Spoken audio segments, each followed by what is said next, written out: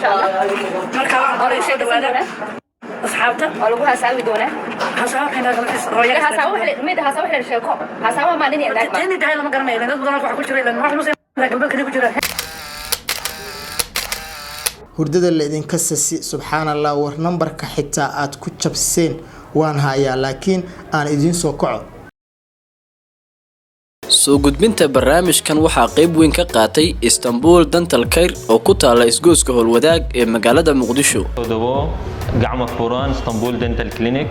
waxa ka heli kartaa adeeg hufan iyo qiimo koraali galiya. waxaan maanta joogaa Istanbul Dental Clinic oo meel ilkaha lagu xiraa waana si fiican isku soo dhaweynayo oo macaamiisha joogo dad wanaagsan yihiin dhaqaatiir aad u wanaagsan. السلام عليكم ورحمة الله تعالى وبركاته غيرت مقاهي من الملك ساتوكتان سكستو مقالكي مقالكي دين سو غاريبا halka diga daawanaysa waa channel shacshayka waa shacshayka ku soo dhawaada barnaamijka dalaynta bulshada oo aan idin kugu hayo arin ku saabsan Hodan Cabdiraxmaan iyo Mursal Muuse taasoo ahayd in inta Snapchat-keeda la galay lagu soo qoray qoraal ah in iyada iyo Mursal Muuse ay caruurta kala qaateen oo ay sidaa ku kala tageen laakiin si waxaan idin hayaa war degdeg ku saabsan arintaasi ay been tahay waxna kama jiraan tahay iyo qaabkii Hodan Cabdiraxmaan Snapchat-keeda loo shabsaday sida arintaasi ku suurta gashay ayaan barnaamijkan kugu soo gudbinayo xogo sir oo ku saabsan cid rasmi ah ee looga shakisan yahay koorsi intaan barnaamij kula wadaagaan sawir kaga codsana inaad channelkiga subscribe saarto sidoo kale aalag la dhacdo muuqaalkan si uu gaaro saaxiibo badan wahagaag saaxiibayaal runtii waxa maanta baraha bulshada si weyn u qabsatay daqiiqada ka hor in Snapchat-keeda Hodan Cabdiraxmaan ay ku soo qortay qoraal ahayd in iyada iyo Mursal Muuse ay kala dareereen sidii dabcan fanaaniinta lagu garan jiray ahayd in baraha bulshada la isku furo haddaba dadku waxa ay la yaabeen oo qodbadankood waa ay tageen waxay lahaayeen dadku inta badan waxay qarsadeen jabkooda oo social media dadka ku jira ama lamaanayaasha social media ku jira waxay inta badan soo bandhigaan ama jacayladooda markay u fashilmaan qof walba loo qosay gala laakiin Hodan Cabdiraxmaan iyadu waxay cadeysatay haddaba arintaasi markii ay dhacday Hodan Cabdiraxmaan waxa ay baadi goob gashay ama daqiiqado badan ama saacado badan ayuu yeelay qoraalkaasi barteeda sidoo kale Snapchat-ka ay ka degan tahay waxaana ay sameysay baaritaano badan si kasta ay ku soo ceshan kartay channelkeeda runtii injineer badan baa ka howlgalay dad badan oo qabiiliin oo DJswariga kamid yihiin oo aad u isticmaala ayaa arintan u kaba gashtay sidii ay wax uga qaban lahaayeen waxaas alxamdulillah inay hagaagtay Snapchat-ka dib u soo celisay balse intaan u gudagelin sida Snapchat-ka lagu jabsaday iyo wixii markaas qoraalka ku saabsanay iyo arinta waxaas cid ka dambeysay bal markan akhriyo qoraal ay soo qortay 9 daqiiqo ama 9 minute kor intaan barnaamijkan duubin waxaana ahaa seetan سبحان الله Snapkeyga waan soo ceshaday xitaa qof umula ka xishoon maayaan Soomaali hadaan ka bixi karo waan idinka bixi lahaa bal maxaad ka heleysaan Snapkeyga aad jabsateen ee waxaad doontaan ku soo qorteen dabcan umul waxaas waa dareemi kartay macnaha Hodan Cabdiraxmaan aduu mar dhow cunug dhashay amaleyna marka umulba iskeed masaakiin waa iskeed gurigeeda iska joogta arintaas aad baan u cambaaraynaa runtii waxaan idin xaqiijinayaa in waxba ka jiran yihiin fake news ma astaghfirullah macnaha inay yihiin macnaha robot ama dad tuuga ah inay channelkeeda u dhaceen waxaasna ay ku qoreen dadkuna ay soo qaateen dadka ka hadlana waa runtood been maysan sheegin waxay arkeen bay sheegeen iyagu laakiin maysan xaqiiqo maysan sameyn wax miraad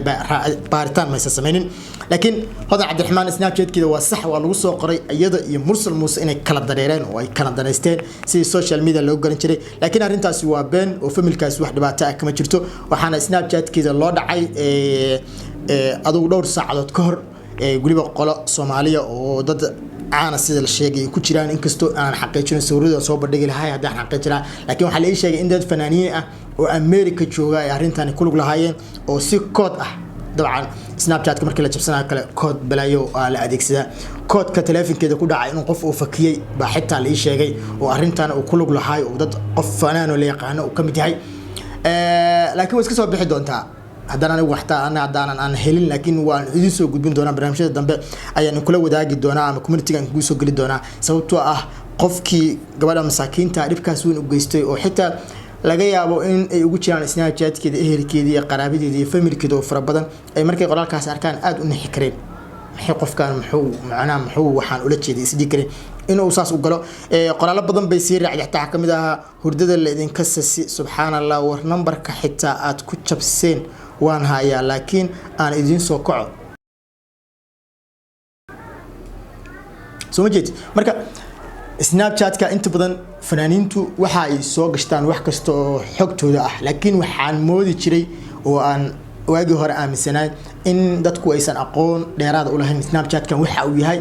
iyo inuu Snapchat-kan laftirkiisu basaas yahay oo si fudud qofka xogtaada u siin karo inay dadku warqabi jireen 2017kii 2018kii fanaaniin badan baa arrimo badan ka fashilmeen waxa kamid ah Qamar Suugaani oo badaragsan baa channel-kooda inta loo dhacay Snapchat-kooda barnaamij iyaga u qarsoonay oo privacy u ahaa inta la soo baxay waxa la keenay YouTube-ka oo public la soo galay dad badan baa kamid ahaa KO baa kamid ah Snapchat-ka asagana sidoo kale laga jabsaday ka cabaadayay adoo fanaaniin badan baa lagu faagfaagtay halkan DJ Sweerka laftirkiisa kamid ah oo inta la qabtaa dakor muuqaal laga baxay Snapchat-kiisa kadibna arrimo badan lagu saleeyay oo ayaan dhan baraha bulshada haystay marka Snap hadaad maqashidba fidno iyo balaayo waa ka daran TikTok aad aragtaan waa ka daran Snapchat da idinku waxaan kula tali lahaa inkastoo xaalada dadka qaar ay dhahaan xoogaa meesha Brisbane ka hela laakiin dadka fanaaniinta iyo dadka kaleba iyo dadka hadda social media ku soo biirayo Snapchat hami karo iska daayadeen dhilaha wax la isticmaalo ma waa social media midka ugu xun waxa uu ku leeyahay 24 hours waaye oo xogtaada ma sii raagayso waa uu ka fiican TikTok marka loo eego sababtoo ah qofkan dambigiisa 24 hours kadib inuu istaghfar loo gacmaha la laga yaabaa isagana ay haduu hees ku niikinaya ama uu dambi kale ku jira ee hawada uu ka saaro oo 24 hours kadib sii kayday laakiin TikTok inuu qofkii maanta fisqiga uu ku jiray oo bil kadib ama qofkii markuu dhinto gadaal loo daawado wixiisi gadaal misalsi amal adiga qof aan waxba ahayn fanaan ahayn midna ahayn isagoo qaawnaay ama isagoo iska niikinay ama isagoo adduunyo raaxada isaga jiray ama soo shaydaanku ka tambadiyay hadhow gadaal loo raaco ee la soo qabtay la iska daawado ma aha horta asagu laakiin waxa uu ku xun yahay qof kasto qof ahta IT ahayn inuu macnaha ku jabsado aad bay u fududa hadda waa maqlaysi gabadha cabaadka yaray waxay tiri Snapchat-kiisa Snapchat-ka lagu jabsadan haya macnaha markii aad soo galayso kala kood buu kugu xirayaa koodkaasu dharag koodka isla markii hadii la helo loo wareejiyo koodka uu soo dhacaya koodka la gelinaya verify class waa ku daayay qof kala maamulanay marka iyadu waa qof marwe ah oo ma sha Allah sida sheegto umul iska fanaanad iska waxa waa iska xaalad isaga jirtaba iyadoo hawleedii familkeeda laakiin qof dhalinyarada iska lacag war arrimo privacy sawirro dad la gala qaasa arrimo kale xasaasi isaga jiri lahayd social media anta hadan asal ugu bariyaa qofkaas lagu bariisay bana waxa uu ay meel kasto yaala cabaadkiisa baxaya waa waray iyo kala orodka hadda waxay maraysaa kaliya in la yiraahdo iyada loo soo qoro la yiraahdo waa kala tagay iyadii mursal muuse waa kala dareereen oo waa kala dhaqaaqeen oo bataatan aan been ahayn xaqiiqo ah laakiin ay tahay qofkii warkan soo qoro uu yahay rabbit ama tuug qaa'in oo fake news ah فهميسا لكن وحي حقيقه سوشيال ميديا اي شغله laga bartay oo markii wax ku qabsadaan oo dadku been ay ka sheegaan aad ku beeni jirto dhigi jirto warana waxaas ma jiraan halkaan aan wax soo gari jirtay hadii markii meeshaadii lagu soo qoro qolada dadku way runsanayaan dadka warkaas gudbiyay ama arrimahaas gudbiyay inkastoo aan kamid ahay oo adan dadkaas la wadaagay baraha bulshada waa ay saxayeen because Snapchat-ka ku soo arkeen laakiin waxa ay sheegayaan intaas been tahay oo gabadha Snapchat-keeda la jabsaday waxna aysan ka jirin arinta ah in iyadii mursal ay caruurta kala qaateen kala dareereen si ay dad badan ay la yaabeen waxna isaga jireen laakiin Soomaalida waxaan inta badan ugu baaqalahay social media laba ka isticmaala social media dhan laba ka isticmaala Facebook iyo YouTube ka isticmaala waayo maxkamaday leeyihiin haddii qalad ka galaan meel loo raacday leeyihiin waxaan kalena waa leeyihiin laakiin Soomaaliya hadan inuu cilmigooda wali si fiican uma gara awood power kuma leeyihiin iska joojiya YouTube-ku wana aqoon sarbadan Soomaalina Facebook-gana mar horeba luuqadeena waa la galiyay adsensiga iyo sida lacagta looga sameeyay anagana mar dhow baan soo galeynaa dadkaas waayo luuqadeena nala aqoon sarba mar dhow Facebook waa ka macaashayna aad ma san daawashada maqaalka waa ka shacay kulisa iyo maqalda bixisane soo gudbinta barnaamijkan waxaa qayb weyn ka qaatay Istanbul Dental Care oo ku taala isgooska Howlwadaag ee magaalada Muqdisho gacmo furan Istanbul Dental Clinic waxa ka heli kartaa adeeg xufan iyo qiimo koraali galiya waxaan maanta joogaa Istanbul Dental Clinic oo meel ilkaha lagu xiraa waana